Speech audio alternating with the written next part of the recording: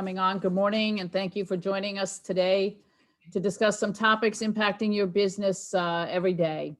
Before we get started, I want to thank our sponsor, Spectrum Reach, who sponsors Bagels with Bieber every week.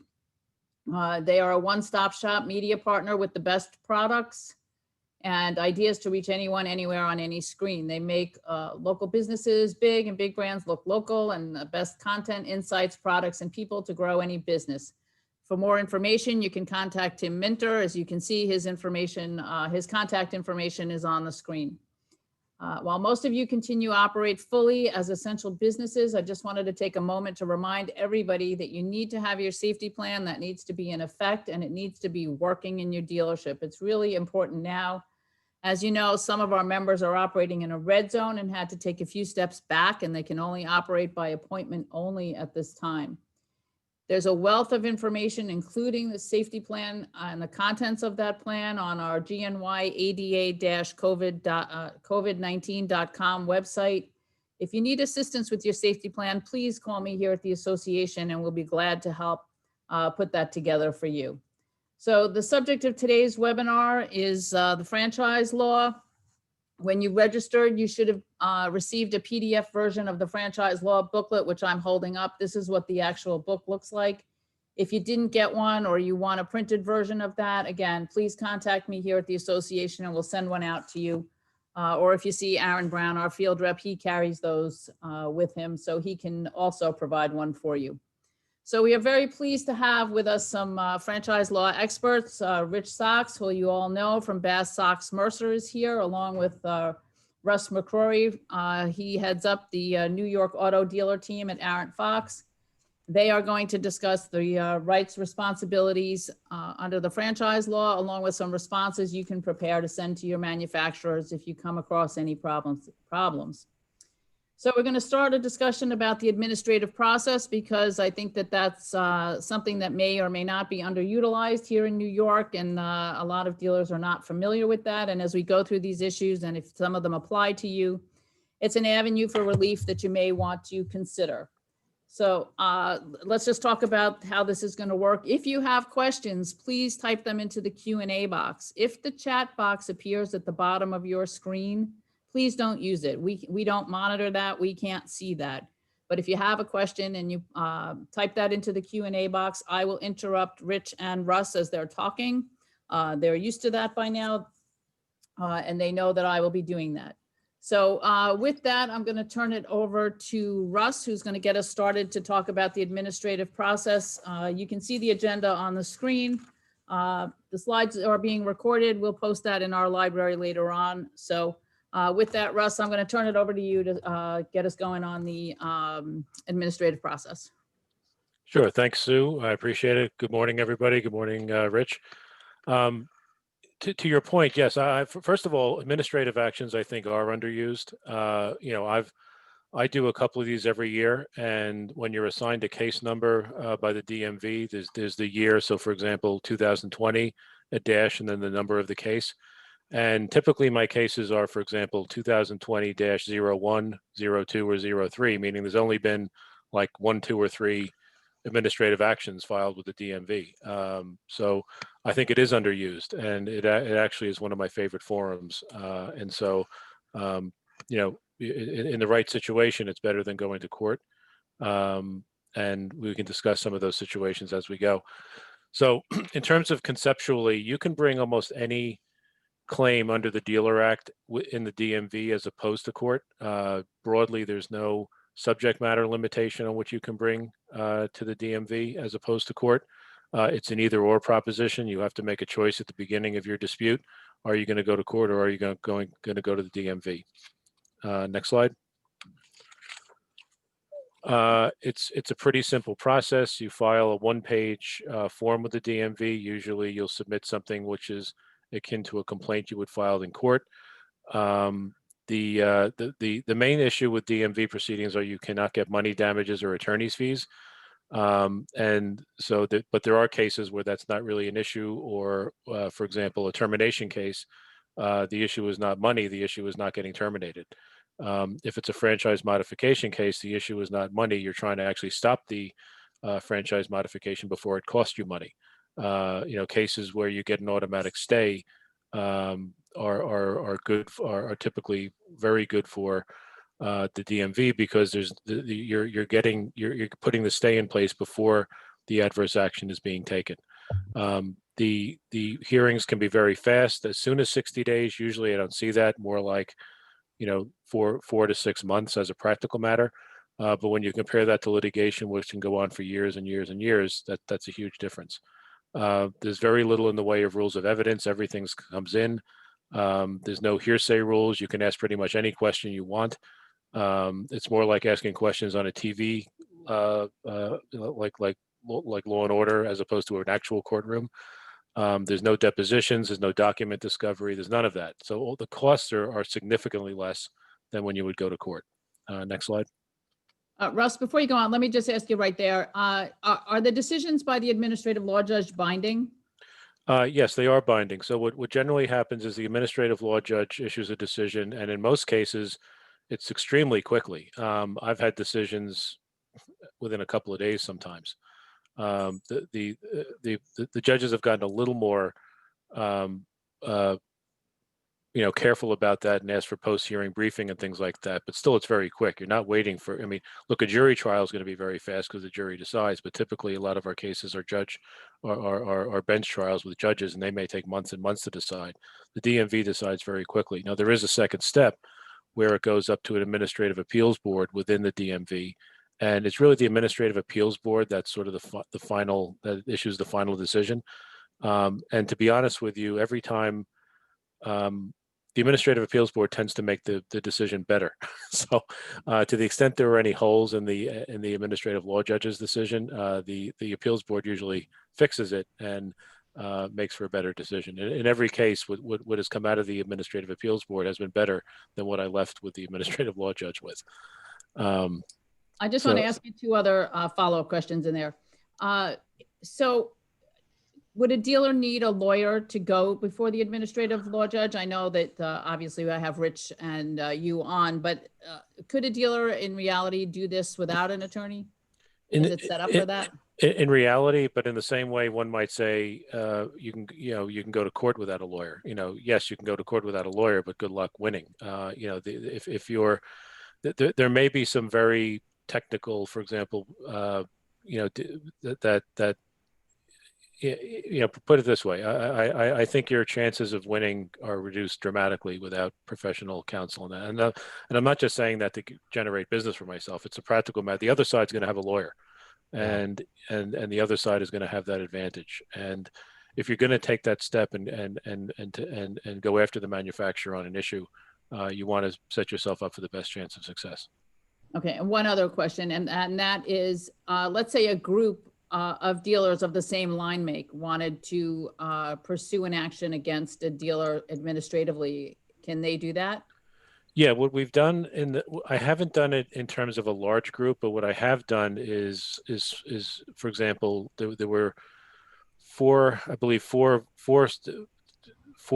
different dealerships, but basically two groups. So two groups of dealerships, same ownership. So one group owned two dealerships, another owned two. Separate administrative hearings were filed, and they were consolidated, and we went forward in one trial. So that can happen. I've never done it in terms of like a traditional sort of mass or class action where it's been like one or two dealers on behalf of an entire dealer body. But basically, yes, you could essentially achieve that with the DMV by a workaround or directly or indirectly. Okay, thanks. So we have some examples of administrative hearings. There's Beck Chevrolet. Everyone knows about the court case, but and the one that went up to the New York Court of Appeals.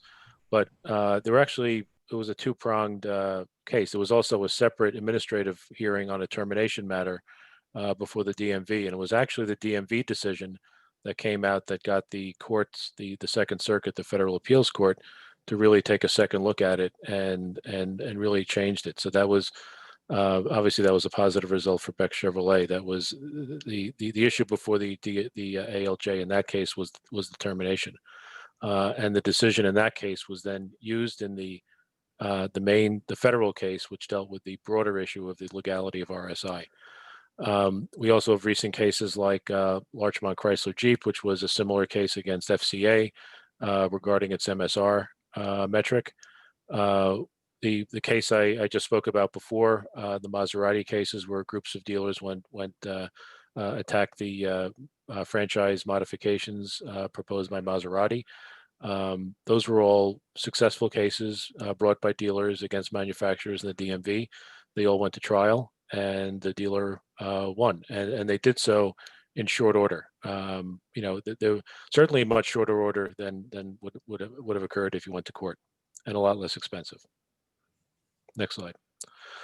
So the bottom line is they're less expensive.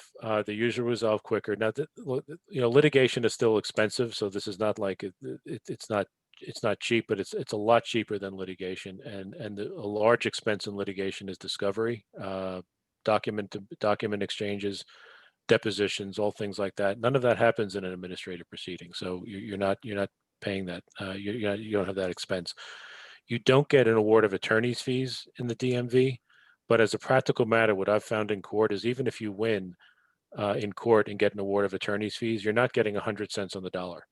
And what I often see is, as a practical matter, if the same case was brought in the DMV, even though you're paying out of pocket at the DMV and you're not getting an award of attorney's fees, even if you won the same case in court, your attorney fee award would not make up the difference, because you're not going to get 100 cents on the dollar. You're not going to get compensated for every claim because not every claim wins.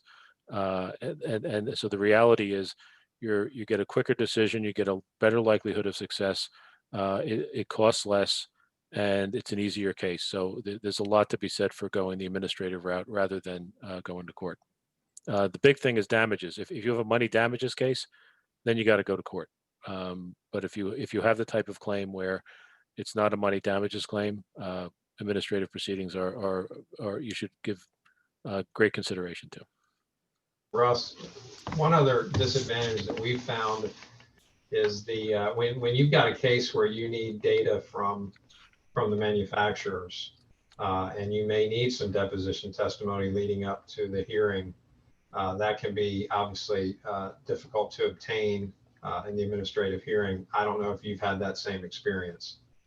Yeah, so there's let me give you an example. In the Larchmont case was a sales effectiveness case. It was MSR, same as the Beck Chevrolet case was RSI for GM.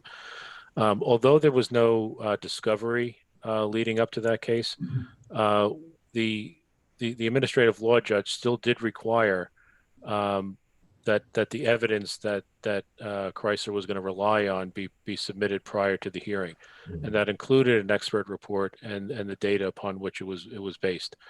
Now, at this point in the scheme of things, the data that FCA is going to rely on for that case is the same data we're going to rely on. We can use the same data. There's not, in that type of case, you don't need. I don't think you need pre-hearing discovery beyond what the DMV is going to give you in terms of requiring them to provide the evidence they're going to use at trial, which would include the expert report and the data upon which it is made. There are situations, for example, allocation cases, where you're going to want the type of discovery that you would get in court and not in the DMV. Exactly. So it does depend, and it's going to depend on the type of case. Okay.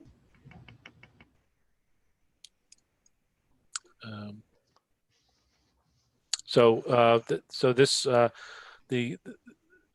basically, what the DMV cannot do is award money damages. We discussed that before, but what they can do is issue an effect. It's not called that, but it's basically an injunction. The DMV can prohibit the manufacturer from engaging in whatever the prohibited activity is. So, for example, in the Beck Chevrolet case, it was you can't terminate that dealership. In the Larchmont cases, you cannot use MSR to evaluate the sales performance of this dealer. In the Maserati case, it was Maserati cannot make these changes to the dealer agreement for Maserati and cannot implement these changes to the incentive program structure. So it's more in the way of in effect an injunction against prohibited conduct. Next slide. Okay, awesome. Yeah. Thank you. All right, Rich, I think you're up. All right, great. The next topic, first of all, good morning, everyone. Appreciate the opportunity to be here again. The next topic we want to talk about is a topic that we're getting lots of complaints on from dealers, and that's a shortage of vehicle allocation.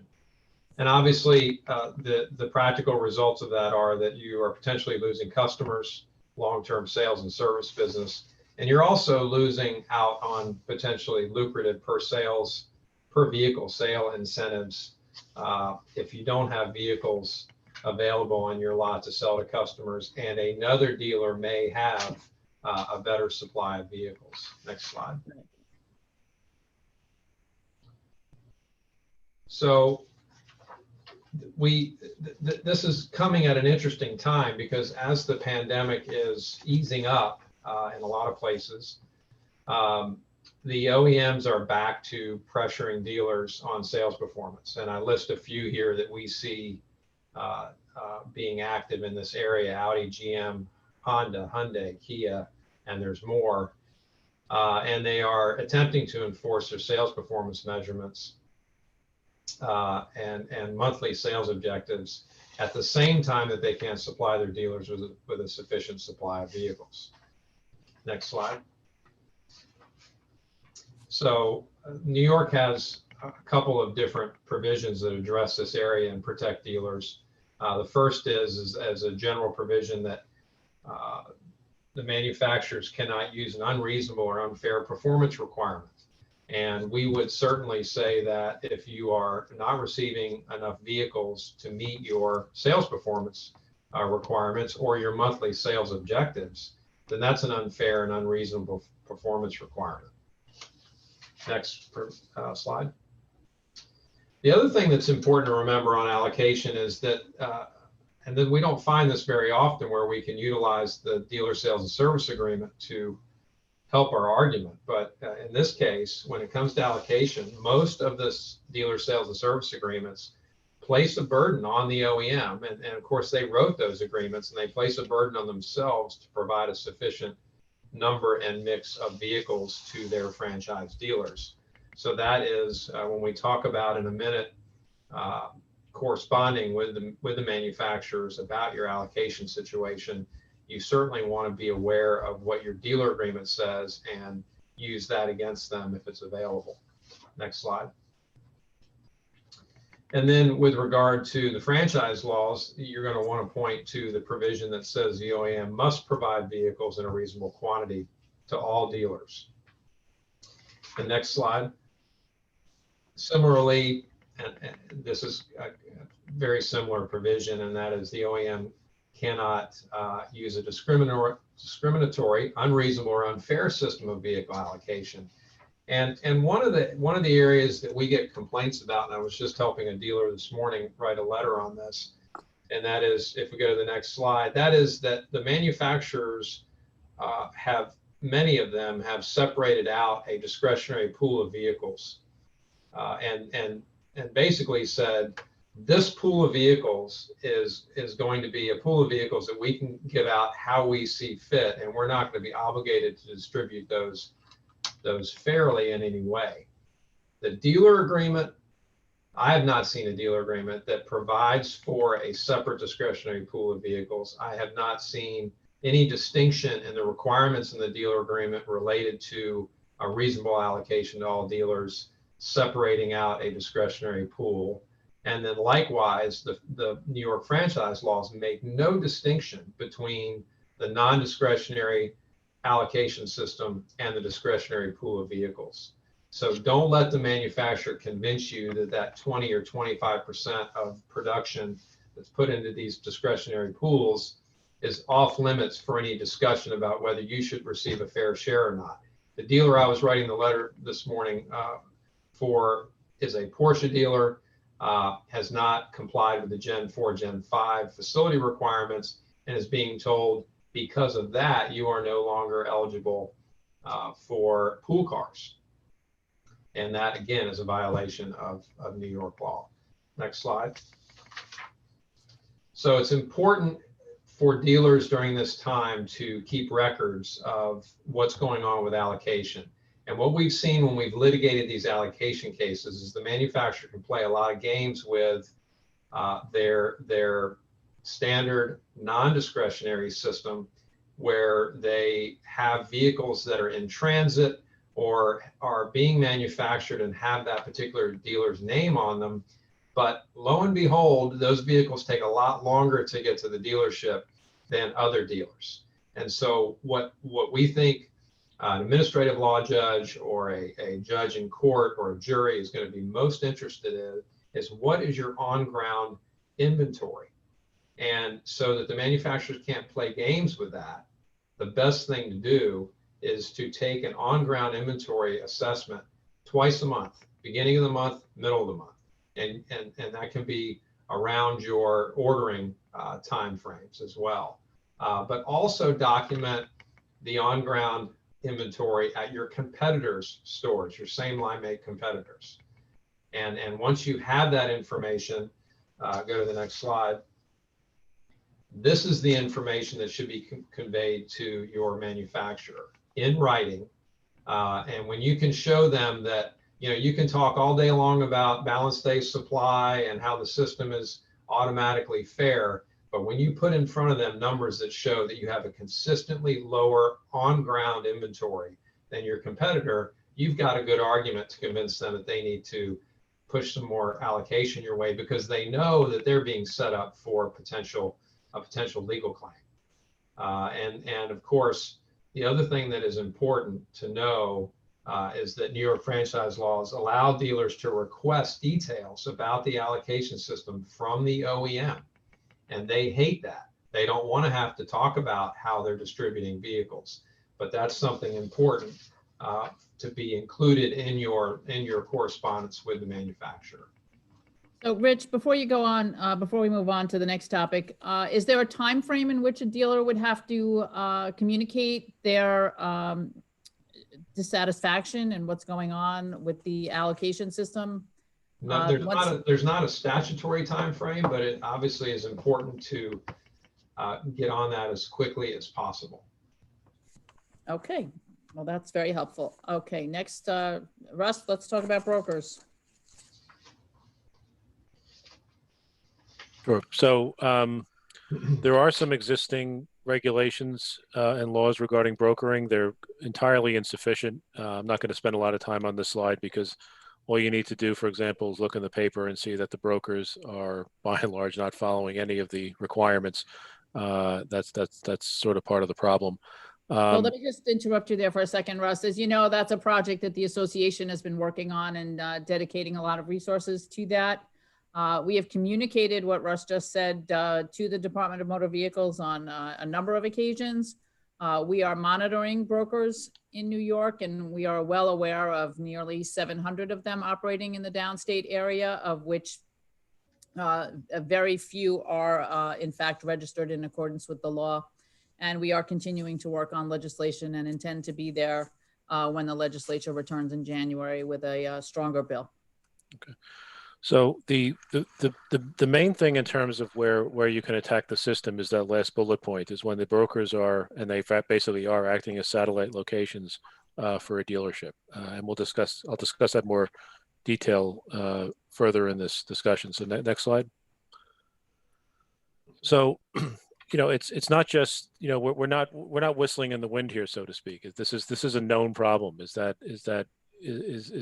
the, what I call it is you can call it the lighter fluid or the crack that's driving the brokering system, particularly in New York, are the incentive programs. No one's going to engage in the brokering business unless there's money backing it up, and that money is the incentive programs.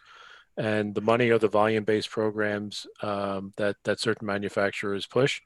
And so there's no accident that the brands that have I would call it the worst volume-based programs are also the brands that are the most brokered brands. So there's a definite connection to that. And that is really where the crux of the litigation is going right now. Next slide. So brokering, I'm operating on the assumption that on this call with this group of dealers, everyone knows what brokering is. So I'm not going to discuss that. But yeah, the issue with brokering is it affects so many other things other than bottom line sales. It affects your sales effectiveness calculations.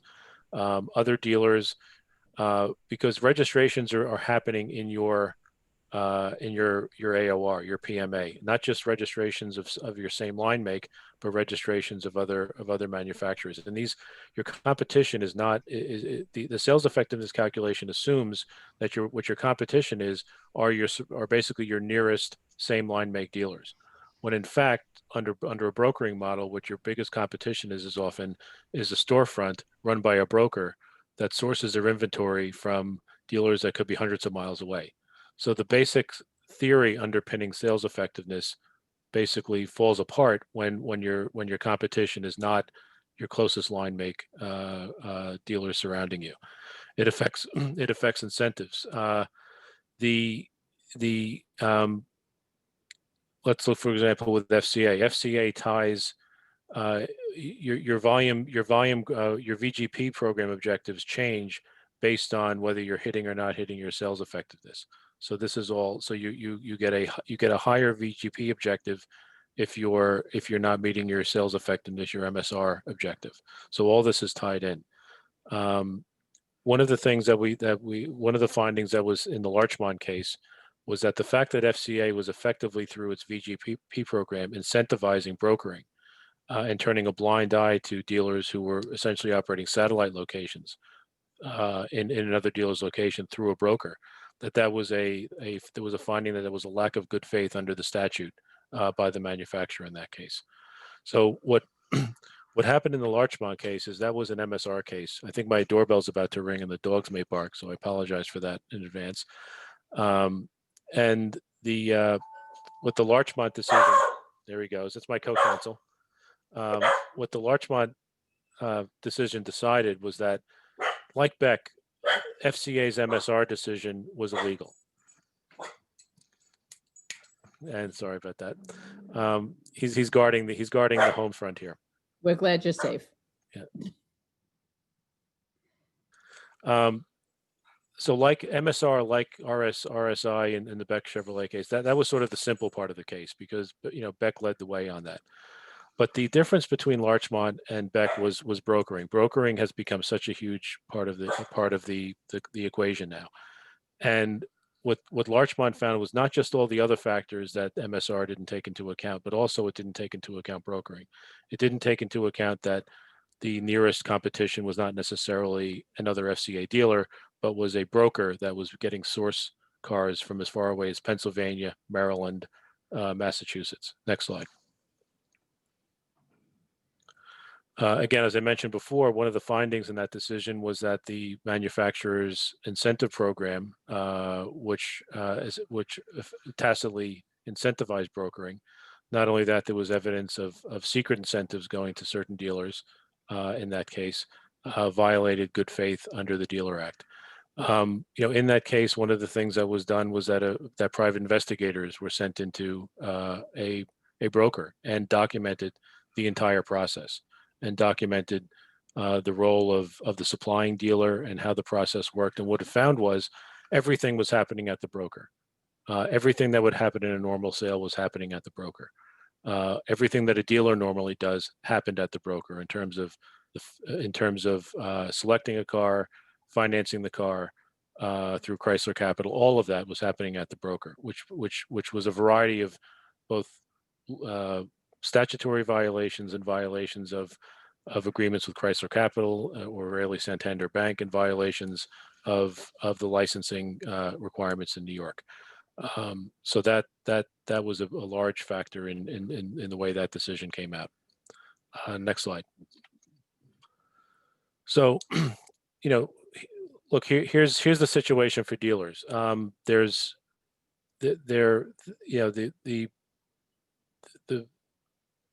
the big issue, and I've tried, obviously, look, we have a situation where there are dealers who are engaging in brokering and dealers who are not, and dealers who do it in different ways.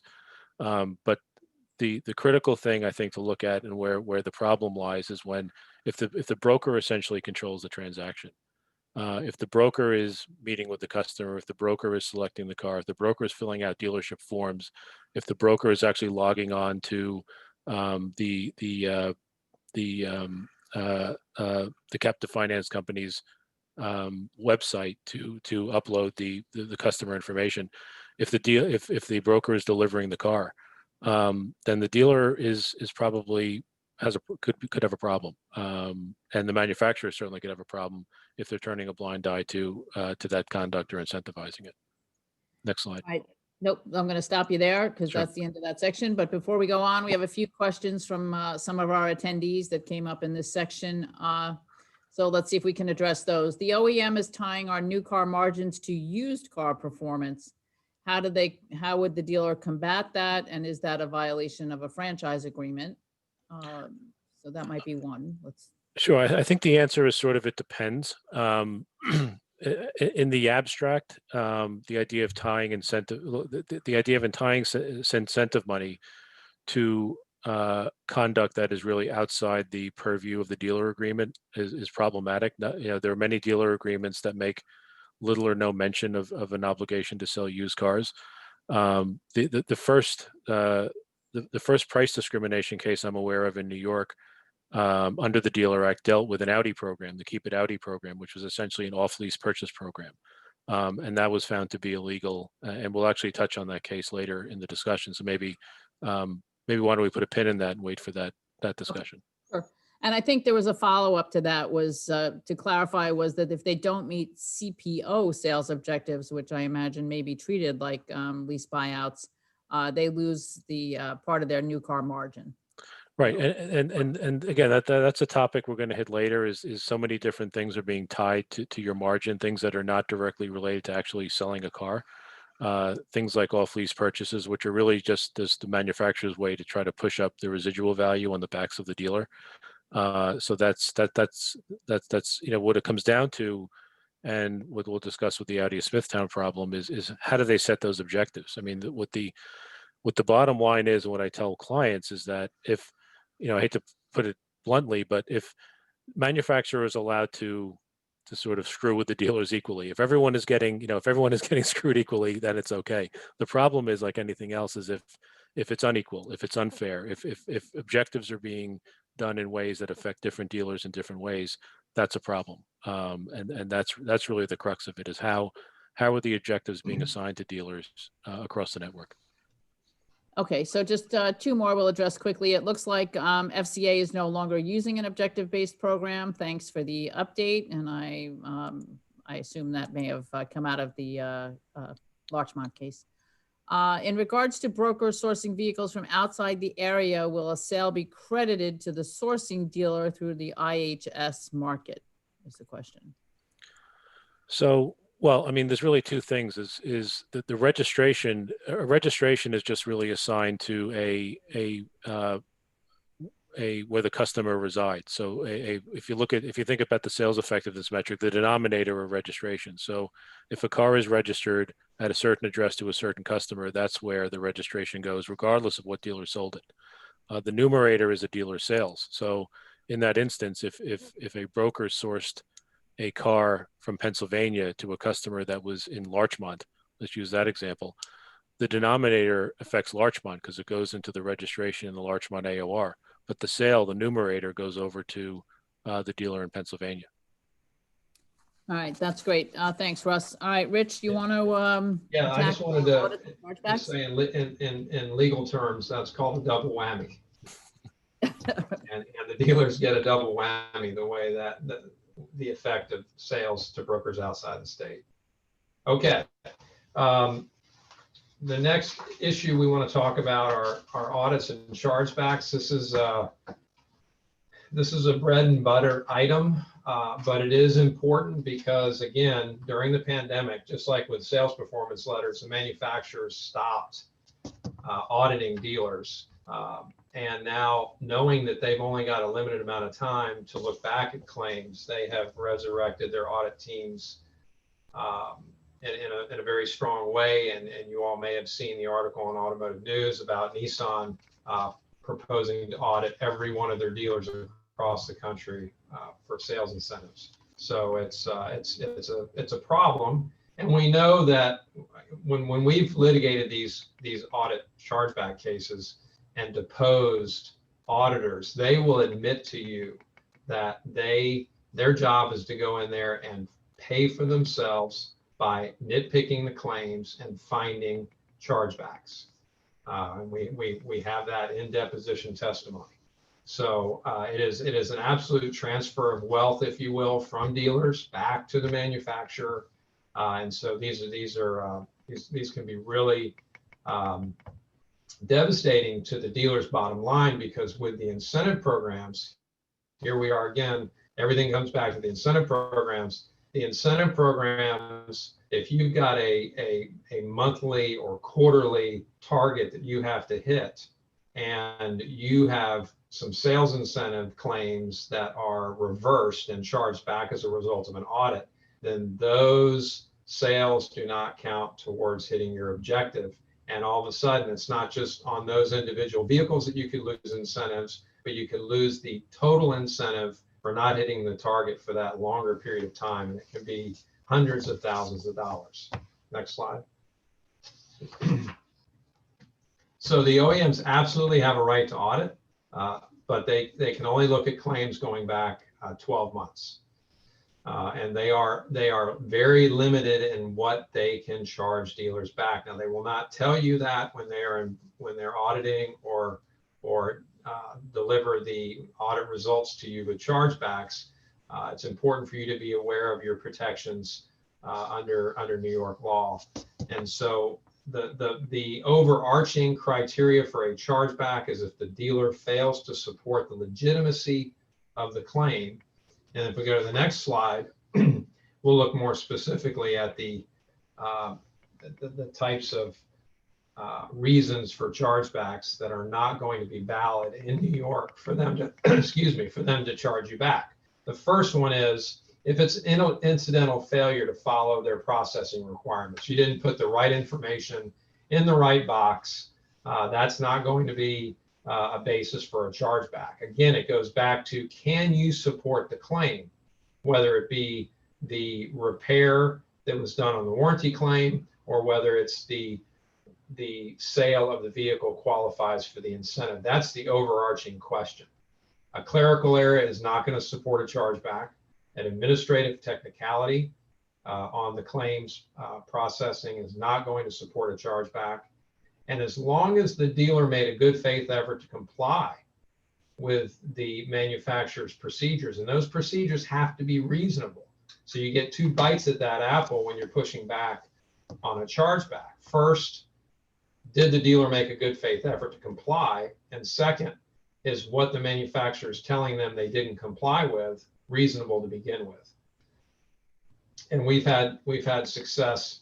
Again, this is a good example of an area where the administrative route is a very good process to use to push back on and challenge chargebacks. And we've had good success in making these arguments. Next slide. So you do have the right, of course, to challenge the chargebacks. As I said, the first thing that the law requires is that the internal resolution process that many manufacturers have, that you go through that process, and that makes sense. And then if the chargeback is not resolved to your satisfaction, then you've got 30 days from receiving the final proposed chargeback in order to file a protest. As soon as you file that protest, the chargeback is stayed, and at that point you have an option to mediate, which can also be a very good tool. Next slide. And of course, then your protest ultimately, if that's not successful, can be heard by either administrative law judge or a judge in court.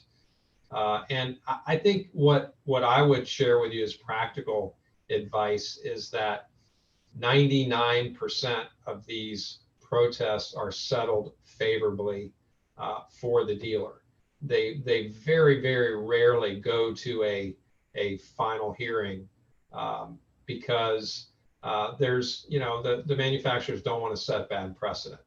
And as long as you can put forth some good arguments, the protest is money well spent to get to the point of either mediating or just discussing it informally with the manufacturer's attorneys to resolve and compromise on the chargebacks. Thanks, Rich. So we have a comment that looks like from one of our attendees that sounds to me like a clerical error, but let's see what you have to say. A car was delivered on July 31st, but it wasn't reported to the manufacturer until 7 days later. Sounds like a clerical error, but the manufacturer charged that back. Yeah, I would agree. Not only is it a clerical error, there is likely a requirement that in their procedures that you report the vehicle sold within a certain amount of time. And as long as you can show that the dealership made a good faith effort to comply with that, in other words, that there's a reason why it took a little longer, then there's not, that is not one that I would be worried about arguing against at all. Okay, another attendee is asking for an example of a clerical error for not charging a rebate back. That makes sense. Clerical error for not charging a rebate back. Charging back a rebate, yeah. I mean, a clerical error in the sales incentive process could be a number of things with regard to I think the most common thing would be there are certain things that have to be filled out on the claims form. And if it's not all done exactly correct, then that is what I would argue is a clerical error, especially one that can be corrected. And that's the other thing is we've had success in resolving these where we are able to say, okay, fine, this particular information wasn't provided. Well, here it is now. And they know that once they have that information, it's very hard for them to then argue in front of a judge that they still have a right to charge back that claim. All right, so before we move on, I'm going to address one more question from an attendee. The question is, would the audit rules apply to day in and day out chargeback for warranty claims? For example, a claim rejected because of the lack of a manager's initials in the correct location on the RO hard copy when the manager signed the RO in the correct place. Yes, all these rules apply to warranty chargebacks as well. And great. Claims. Okay, so we're going to move on to two very hot topics, which are manufacturer incentives and facility improvements, which Russ is going to talk about, all coming back to what's going on, I guess. I mean, this is all tied together, and in this pandemic time, the manufacturers obviously are marching on and making it difficult. So Russ, you want to talk about incentives and facility improvements? Sure. Thanks, Sue. Historically, the bet the franchise litigations were obviously a termination case and sometimes an add point case. In this day and age, you can add incentive programs and getting incentive money and getting margin money. So much money, pardon me, is tied to is now wrapped up in the incentive program that those have become bet the franchise litigations. In New York, there are two provisions that deal with it. I'll skip through these quickly. AA basically deals with an actual top line price difference in any vehicle sold through a manufacturer's captive finance. Next slide. Subsection G is really the meat and potatoes of what I call the price discrimination protections under the New York Dealer Act. And it's focused on new vehicles. So you're basically dealing with your new vehicle margin. And it's offering to sell or selling vehicles at different prices, and that's the basic concept there. And different prices is not just the invoice price; it includes all the after the fact money, all the incentives, all the holdbacks. Those are deemed to affect the price of a vehicle because they're paid on a per vehicle basis. So, for example, whether it's the facility money that's tied on a per vehicle basis, or whether it's the CSI money that's tied on a per vehicle basis, that all affects the price of the vehicle. There's a safe harbor if those incentives are what's called available to all dealers on a proportionally equal basis. And what's actually missing, I apologize, from this quote here is it's not just the price differences don't just come at the invoice price level, but there's language in the statute that also prohibits utilizing any device, including sales promotion plans or program, which result in a lower actual price. And that's where you get in all the incentive programs and things that affect the price of a vehicle. Next slide. So I believe the first case in New York that really litigated this issue was dealt with an Audi program back in 2008, 2009. I think the program's still going on now. and it goes to the question that was asked before about used cars.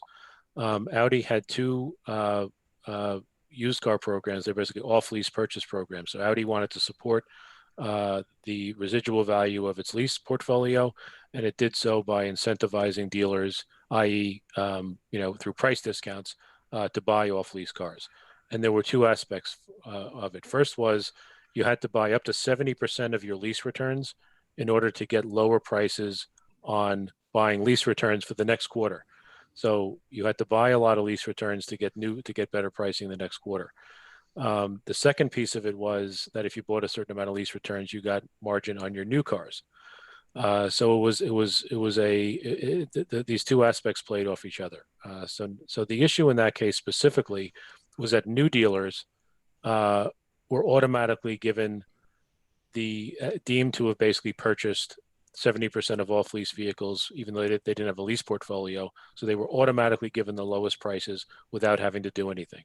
So all the dealers who were existing had to buy all these off-lease cars at higher prices, and which they couldn't do. And so they were basically paying higher prices than the new dealers. Now, this case came along in 2008, 2009, which, as you recall, was the recession. So all the dealers who were existing were getting all these lease portfolio cars coming in from pre-recession times in the recession, whereas the new dealers basically didn't have to buy anything. So next slide. So that was the crux of it. So what the court found, and it was a summary judgment case, we didn't actually have to go to trial. The court found, as a matter of law, that the fact that the new dealers were automatically given the lowest pricing on all lease purchases was a direct violation of the New York statute. The program was illegal. Next slide. On the new car side, and here's where it got really interesting, is that new car dealer, to get the new car discount, you had to buy 30% of your lease portfolio back. So this was a much lower threshold than to get the Keep It Audi program. And most dealers were actually getting it. They were able to buy 30% of their lease portfolio back, get the 1.5 to 2.5% of margin. But the problem was they were paying higher prices for those cars because they weren't getting the discounts on the Keep It Audi side of the program. They were getting the incentive, but they were paying more for it. And the court found, as a matter of law, that was also a violation of the law, and the program was illegal. And this is why New York law is great. You would not have a federal Robinson-Patman claim out of this case, because the dealers were getting the incentive. Even though they paid more for it, under federal law, that's a loser of a case, you're not going to win. Under New York law, the fact that it was more expensive and harder to earn the incentive made it illegal under New York law. And that's critical. That concept can be used for a variety of incentive programs that manufacturers roll out today. So if you have to build a facility to get margin money, but it's going to cost you a lot more money because in your market there's no land available and there's no zoning available, and you can only buy land on, for example, Northern Boulevard, and it costs $1 gazillion, and you can't get the margin money because you can't build a facility, you got a case. So it's not just simply that if it's more difficult and more expensive for you than other dealers to earn the incentive, under the Audi of Smithtown case, you probably have a good shot at attacking that program. Next slide. So next slide, we covered this also. So here's sort of the trends that we're seeing now. Is obviously we've talked about facilities. Manufacturers are tying incentive money to facilities, and this is where sort of the toxic storm of what's going on. So manufacturers basically have planning guides. They have capacity guides. They say you have to build a certain size facility. You have to have a certain amount of service space. You have to have a certain amount of room for display vehicles. All these things tied to a capacity guide. Where does the capacity guide come from? The basis of the guide is usually, let's go back to Beck Chevrolet and Larchmont. It's your expected sales under the sales performance, under the sales effectiveness metric. That's usually the baseline for your planning guide. And what the manufacturers do is they take your baseline's expected sales under the metric that's illegal in New York, and they project out and they add to it saying we're going to increase our sales over year. So you have to build a facility based on a planning guide of 2,000 vehicles. But the basis of that 2,000 vehicles goes back to the illegal metric in New York. So all these facilities are being built in New York based on an illegal metric for the most part. and that still goes on today, and dealers are still building facilities essentially based on an illegal metric. Two manufacturers that I'm aware of, I'm sure there are more, actually still tie margin to sales effectiveness. The Hyundai dealer performance bonus program ties margin to meeting sales effectiveness. That's illegal in New York, but they're still doing it. Mercedes ties margin to being 90% sales effective. That's illegal in New York. So they're doing it anyway, regardless of what the decisions say. So if you're on the the pointy end of that stick, so to speak, you should consider challenging that. Next slide. So this is sort of the bottom line, is that a lot of these metrics and these objectives are tied to underlying numbers that are illegal. For example, planning guides are tied to expected sales that have already been deemed by New York courts to be illegal. That's happening again and again. Facility standards are being imposed again based on standards that are illegal under New York law, but their dealers are still adhering to them, and manufacturers are still tying money to them. And I think the tools are going to be there. The tools are there if dealers want to challenge those. Facility improvement. So we covered in the last section basically the incentive program aspect to it. Money is tied to it, but let's put that aside for a second. Let's talk about more the requirement that a manufacturer will say, in order to be compliant with your facility, with your dealer agreement, you have to build the next new grand version of the Taj Mahal. That we want you to have the new Luca bond on the building. We want you to put new tiles in. We want you to redo the whole thing. We want you to be able to display 20 cars and have 80 service bays because we say that's what you need. What does a dealer do in that case? First of all, there are Dealer Act provisions in terms of franchise requirements. Now, the problem, one weakness in the New York law is that what the law really deals with is franchise requirements, so that they can't terminate you. It's difficult for a manufacturer to terminate a dealer if they don't do facility upgrades. And that's why the manufacturers have tied it to the incentive programs. They can't get you through terminating you, but they can get you through withholding money, which in many ways is also an effective termination of the dealer if they're not profitable. So that's one area of the law that if you can't attack a facility requirement directly as a requirement of the franchise, you may be able to attack it through the incentive program, the price discrimination provisions. Next slide. So manufacturers typically try to push the dealer to improve their facilities at certain times when they buy it. Usually that's the best opportunity for a manufacturer to impose a facility requirement, is when when there's a buy-sell in place. Franchise renewals, I see that all the time. When the 5-year dealer agreement comes up for renewal, there's an addendum saying your facilities are not compliant, so you have to do it. That's also a great time to say no, to tell them to go pound sand. But that's when they try to do it. Changes in ownership. I have a lot of dealers right now, because they're afraid of the tax laws being changed, who want to do some estate planning and gift out their ownership interests to their children and to family trust. We're also, and not surprisingly, we're getting back demands that they enter into facility addendums as a condition for that. Typically, we're also telling them to pound sand for that. Next slide. There are protections under the Dealer Act for requiring dueling, or rather de-dueling, not allowing dueling. Manufacturers typically would have to, under the law, provide specific consideration for that. Next slide. One of the protections is manufacturers can't require a dealer to renovate a facility unless justified by current and reasonably expected future economic conditions. This is obviously an issue we have now. From what I'm seeing, and I'm sure Richard's seeing the same thing, notwithstanding that we're in this new world of COVID and the change of the way cars are bought and sold, and I think those changes will be permanent, I've seen no let up in the manufacturers demanding that their facilities meet their old requirements.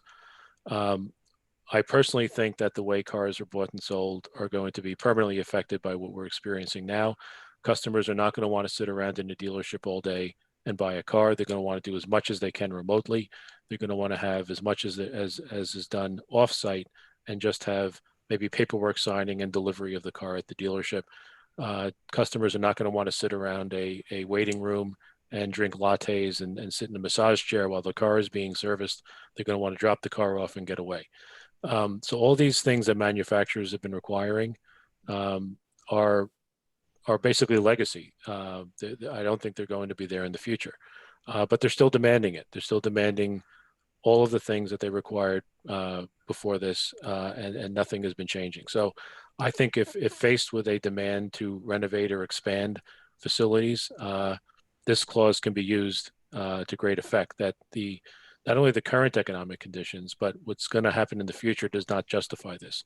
And that's putting aside, of course, the incentive program aspect we talked about before.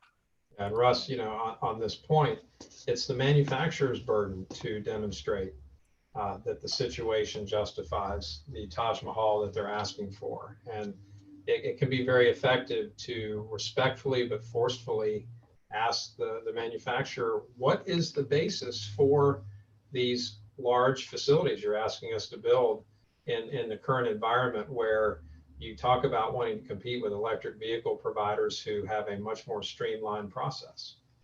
Exactly, and that's another aspect, is electrification. Is the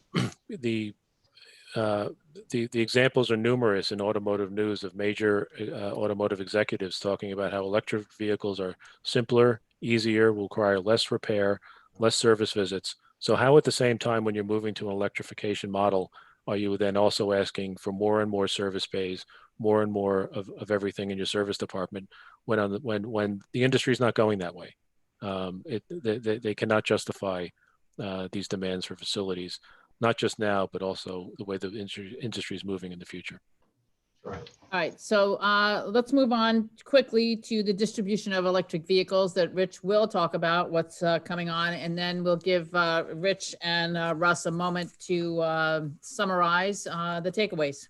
Okay, thanks, Sue. I'll try to do this quickly. I know we're running out of time, but this is a topic that is obviously near and dear to every dealer's heart now, and that is how the OEMs are approaching the distribution of electric vehicles. It's obviously very different in the way they've historically distributed their internal combustion engine vehicles.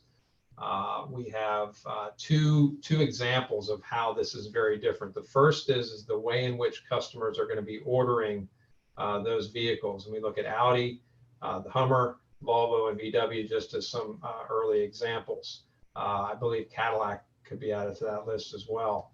And then these things they call EV participation agreements. And GM and VW so far have rolled those out. So on the first issue of concern is the ordering process involves now, again, different than it's ever been, the way it's ever been done before. All of a sudden, because we've got a new drivetrain, now customers need to order directly from the manufacturer's ordering vendor and bypass the dealership. And of course, the customers place the order and they place the deposit with the vendor. The customer is either assigned to a dealer closest to their listed address, or they can choose who their dealer is. But importantly, for the manufacturers we've seen so far with the electric vehicle agreements, your name as a dealer is not going to be listed there as an option for that customer if you haven't signed that separate participation agreement. That's another problem. So bottom line here is the OEM is inserting themselves directly into that retail relationship, really for the first time, all because it's an electric vehicle and not an internal combustion engine vehicle. And that, to me, holds no water at all as being the reason.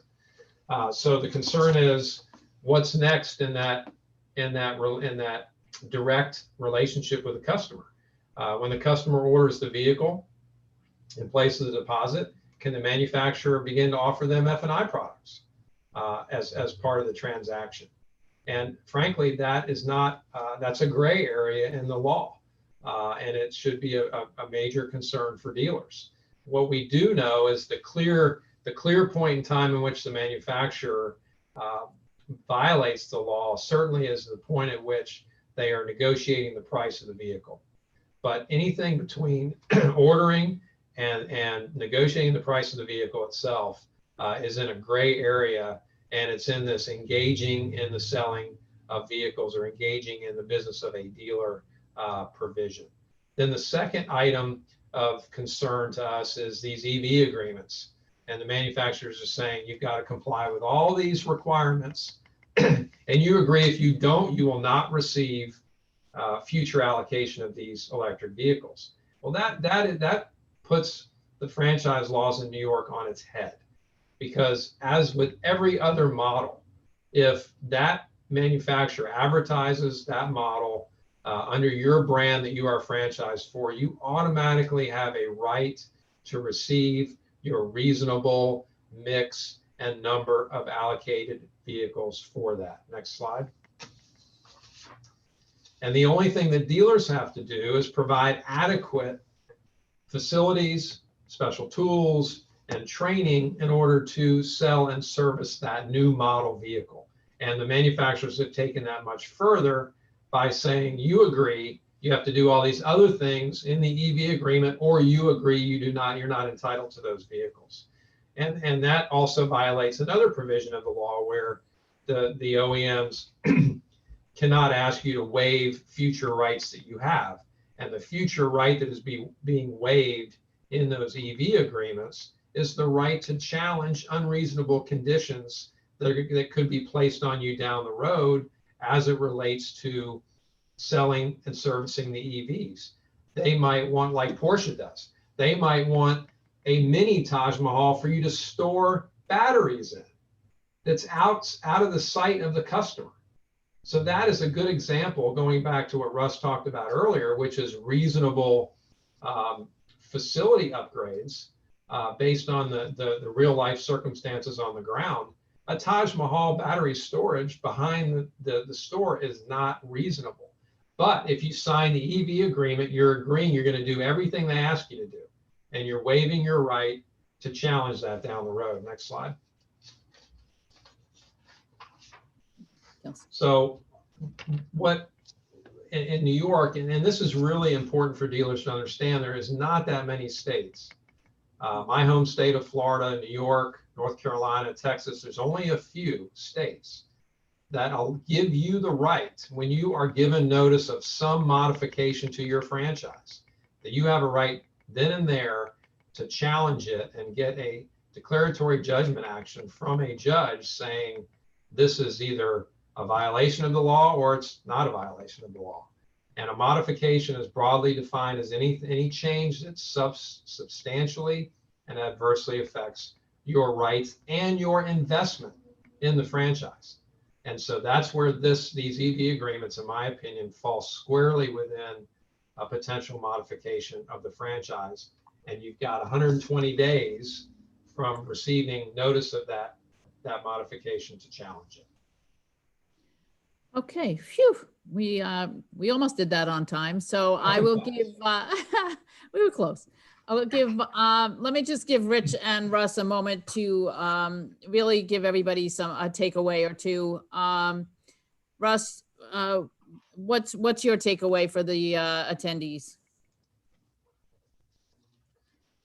Thanks, Sue. In a sense, just to maybe riff off of just where Rich ended up, is the modification provision is that's exactly right. That's an extremely powerful provision. It provides an automatic stay of whatever the proposed modification is going to be, and so far it's been read pretty broadly. So, for example, obviously, if a new dealer agreement is rolled out, that's a fairly obvious avenue for there being a franchise modification. For example, in the case of Maserati, what Maserati tried to do there is say that the electric vehicles to come would not be considered part of the Maserati franchise. There'd be some other franchise, and that was deemed to be an impermissible franchise modification. So I guess they went back to the drawing board, and so rather than sort of remove them from the Maserati franchise, they put all sorts of these other conditions and saying you have to sign onto this agreement and do all these things in order to get the cars.